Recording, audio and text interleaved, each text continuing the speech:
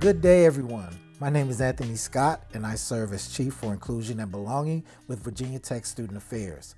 I want to welcome you to the Foundations Podcast.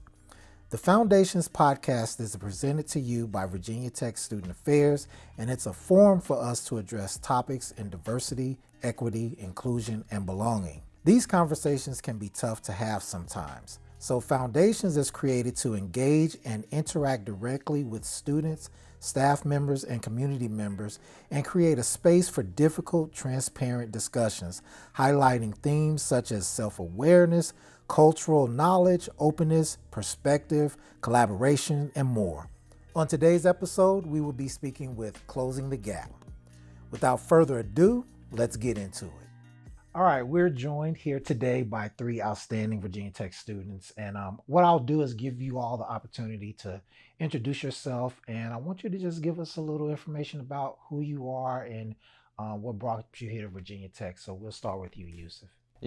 So my name is Yussef. I'm a senior at Virginia Tech. I'm now focusing in electrical engineering with a minor in biomedical engineering. I got to Tech not really knowing what I wanted to do, or really more or less what engineering really was. I was just told, like, if you're like math and science, go into engineering, and I applied and I got in, and I didn't really know what to expect, but kind of looking back, I've really enjoyed my time here. Cool. So who's sitting next to you? This is Dianna, one of my trustee board members here. All right, and I'll let her Dianna, tell us introduce about yourself and what brought you to Virginia Tech. Yes, so my name is Dianna Padilla. I am a senior studying national security and foreign affairs with a minor in Spanish. What brought me to Tech is that I knew I wanted a bigger college environment, and that's something I was going to get here at Tech. My sister came here, so I was kind of like that influence, the older sister influence, but at the same time I knew how good the programs were, so it was not like I was just coming here to follow in footsteps. It was more so I enjoyed how big the school was. I knew the culture around it, and so that's what brought me to Tech, and now here we are graduating soon. Wow. So, well, congratulations thank on you. that. And who's sitting next to you? This is Seli. Hi, I'm Seli Gebreyesus. I'm a senior at Tech. I study international public policy with a minor in data and decisions. And the reason I came to Tech, there's a couple reasons, a lot you touched on, but I think the biggest one, it's like close to home. I'm originally from Northern Virginia, so it was like an easy decision. I wanted to stay in state, but also I wanted that big college experience without a lot of the pressures that come from like leaving too far. And I knew what I wanted to study even in high school, so coming in and Tech having the program just made it a shoe-in. Wonderful. Well, I want to first of all thank you all for being here, because I'll tell you, I have heard so much about your program, so much about all of you, and I just knew I had to have the opportunity to sit down with you. So your organization is called Closing the Gap, affectionately known here as CTG. But just tell us a little bit about what it is, who you are, and what it is that you guys do. Sure, yeah. So, in short, we provide a platform and resources to the greater community, not necessarily just students, but the greater Virginia Tech community, to engage in a civil conversation with the main goal of gaining a perspective or gaining an understanding of the perspective of those you're conversating with. So the number one question we got at Galberfest was, is this a debate club? And it's the opposite of that. We really don't want these conversations to come in and people are ready with their facts and ready to defend their opinion by all means necessary and proving why yours is wrong. It's more about, this is my opinion, these are the experiences that I've had in my life that have shaped that opinion, let me listen to yours. So the main goal of these conversations is just to really kind of hear what people have gone through and shape the experiences that have kind of shaped where they kind of, who they are today and why they are the way they are, so yeah. Wonderful. I know the work that I do with inclusion and belonging, you just really explained that right there, and I appreciate that. But it's called Closing the Gap. So what's the gap that we're closing? I can take this one. I think that the gap comes from the lack of desire for people to have these uncomfortable conversations, whether it's about their opinions or their thought process or how they came to think the way that they do. And I think because of that, you see a community that does have difference in thoughts and is so polarized, even if you're just talking about the student body. But there's no spaces to then have those conversations. And I think not only does it exist in the student body, I think it exists in the communities, like within universities, because it's not like universities want to be outright about whether it's their opinion or their stances on these things. So I think the gap that we are focusing on is the lack of communication, but also the lack of desire to have that communication honestly and with respect. I think with the willingness to hear everybody out, even if it doesn't justify you, like even if the conclusion of that still isn't justified, or the differences that people have is something that people can see as like right or wrong. I think the lack of wanting to even understand where it is that those are things that are coming from is definitely the gap that I think we try to mediate. Wonderful. So, excuse me. So, how long have you all been a part of this organization? Is it same number of years? I think we've kind of come on all different stages. We're still a relatively new org. We started off as an idea, and I think fall of 2019-ish. Became a student org in fall of 2020. Again, that was Aman Rahim, who's now graduated, but his initial idea, pulling from inspiration from this online group called Jubilee. They kind of have a more or less similar idea, but more focusing on more polarized concepts of verses. But that was kind of where the inspiration for that came from, and so I'm still relatively new, but. Well, wonderful. Dialoguing across difference can be hard. It can be challenging. So, Dianna, can you tell us a little bit about some of your most challenging experiences while working with the group? While working with the group, I wouldn't say that they're necessarily challenging, but sometimes, when you are in the space where you're sharing these different ideas that sometimes can come off strong, some people's opinions may seem like, whoa, where did that come from? But you really, they'll explain it and you'll be like, okay, I can see your perspective. So I guess the challenge comes in when you open your eyes to these new ideas of people, like when we've had different conversations, people have come to our discussions and just kind of made their voice heard. And I would say, with those, some ideas come off strong, in all honesty. So just getting behind those ideas and understanding people's perspective, I think sometimes is challenging, in all honesty. So, yeah. To add to that, I think would be at least I think all of us would kind of identify different challenges based on our role in the organization. But one thing that I've kind of seen a lot was just getting people comfortable enough to come to these discussions. I mean, like she kind of mentioned before, I feel like, especially in the current age of every social media where everything is either recorded or in writing on the internet for anyone to grab, everyone kind of under their own little microscope. And so I think a lot of people are scared to talk. And so getting people comfortable enough to come to these things has been a challenge for a while, and we're kind of figuring out new ways to make these environments, or at least convince people that these environments are comfortable enough and safe enough for them to come and share their opinions, which is something that a lot of people have kind of held on to a little too tightly, but yeah. So if you're a student here who, I'll say, hold an opinion that you believe is different than, I would say, a large majority of the campus, and this person saw that you were hosting an event, what could that person expect to see or feel, or how would that person be welcomed into your space if they have a differing opinion than everyone else? Well, There you go. So as VP of discussions and as someone who's been on the discussion team pretty much the entire time that I've been here, I think almost every single time we've had a conversation, we've held a discussion, we have asked questions that kind of bring out the opinions that might be super different, but it isn't without stats and facts to back up whatever both sides may bring up, right? If we have conversations that even have sides, but also the conversations that we have internally as a team is that we know where the conversations would go, and we know what may be the unpopular opinion, and all of our discussion facilitators have always been prepped to play, whether or not it's their belief, to encourage or support the student that may feel they have the unpopular belief. So that's definitely been the way that we've tackled that thing. And I think any student, regardless of whether or not you think your opinion or your perspective is warranted or popular or not, should expect that anyone in that conversation would treat them with respect and nothing but respect, as long as that's what they're giving.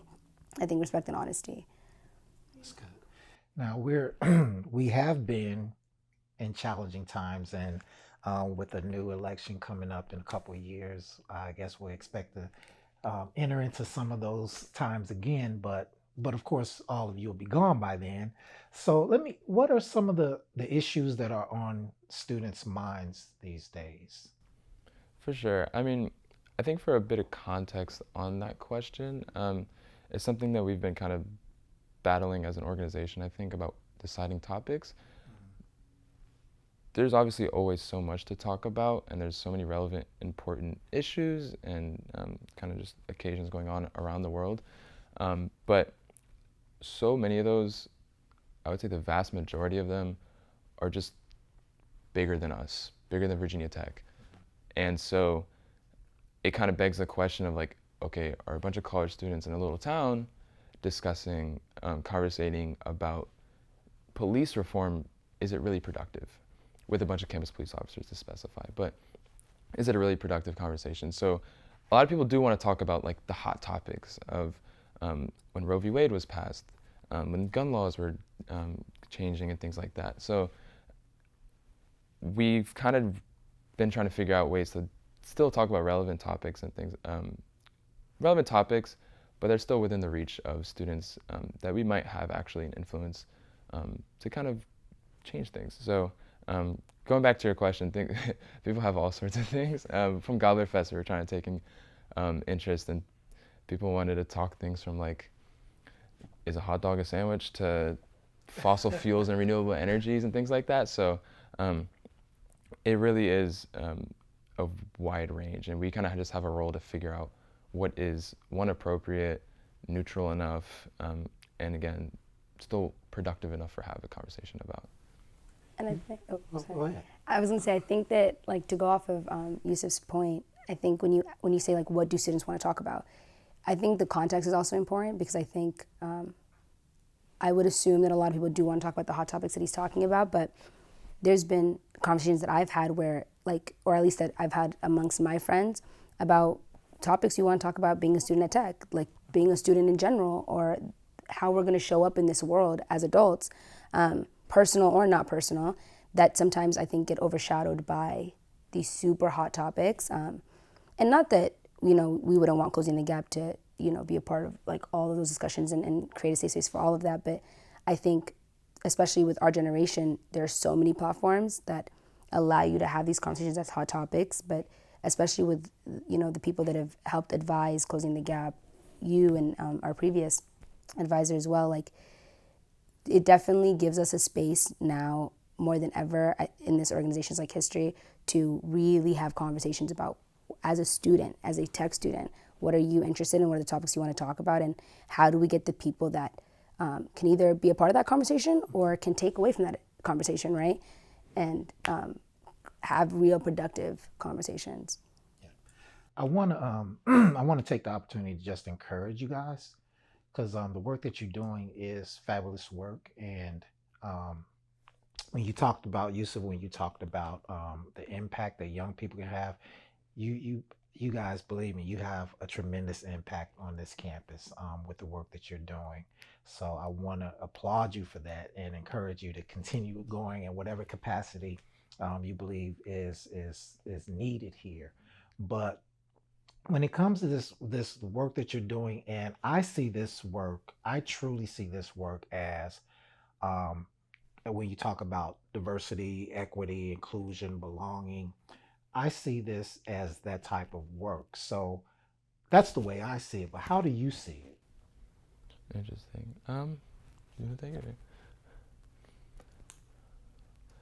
it? Can you rephrase the question? I'm sorry. Sure.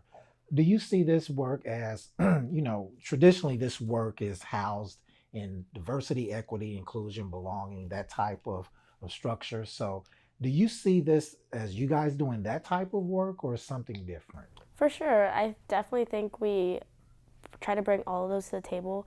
We try to have all perspectives, like all diverse perspectives, and that's what's great about this campus is that you do have that diversity, inclusion, and with CTG, we try to have that safe space where anybody can come talk to us, voice their opinions. So I think our club is very much so not only founded, but we really try to bring those all, not only with like our board, but as well as like just like the students we try to bring into our conversations.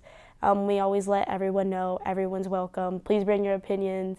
We'll be more than happy to hear them all. That's why we have a moderator. Like he just, so I would say that for sure we are very in tune with those.